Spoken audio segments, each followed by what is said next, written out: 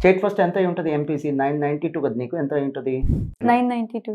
992 highest మార్క్సా? So నువ్వు state first ర్యాంకరా? Oh my God!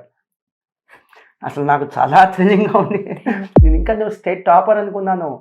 Great, great, great. నాకు అమీర్పేట బ్రాంచ్‌లో ఇంకో అమ్మాయి జాయిన్ అయ్యింది. సో తనతో నేను జూమ్ ఇంటర్వ్యూ చేయబోతున్నాను. You know she scored 995 Telangana. So great, great, great. So ఎందుకు నాన్న నువ్వు సీఏ కోర్స్‌కి వచ్చావు instead of going to IIT లేదా బీటెక్ ఇలాంటి కోర్సెస్‌కి వెళ్ళకుండా ఎందుకు బుజ్జి నువ్వు సీఏ కోర్స్‌కి వచ్చావు? సీఏ జాయిన్ అయ్యావు. సీఏలోని జాబ్ సెక్యూరిటీ అనేది ఎక్కువగా ఉందని అందరూ చెప్పారు. అందుకని. అంటే ఇప్పుడు ఇంజినీరింగ్ తీసిన వాళ్ళకి గ్యారంటీగా జాబ్ వస్తుందో లేదో అది కన్ఫర్మ్‌గా లేదు. సో సీఏ అనేది బెస్ట్ ఆప్షన్ అని అందరూ చెప్పారు. అందుకే నేను చూస్ చేసుకున్నాను. నాకు కూడా ముందు నుంచి ఇంట్రెస్ట్ ఉంది. తేజ, ఇక్కడ నేను చిన్న కరెక్షన్ అమ్మా, ఏమనుకోవద్దు. నీలాంటి స్థాయి గల వ్యక్తుల కంటే 992 వాళ్ళకి జాబ్ రాకుండా ఎందుకుంటున్నాం? మనం ఐటీకి వెళ్ళినా కూడా ఐటీ కొట్టేయచ్చు.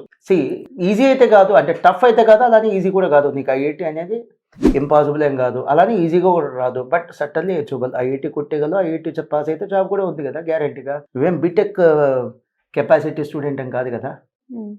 సో ఎవరు మోటివేట్ చేశారు నిన్ను సీఏ జాయిన్ చేయడానికి? రిలేటివ్స్. సో ఆయనకి సీఏ కోర్స్ గురించి ఎలా అవేర్నెస్ వచ్చిందన్న? ఎవరు చెప్పారు? అంటే వాళ్ళ ఫ్రెండ్ చదువుకున్నారు. సో సీఏ చదివాడు. ఓకే.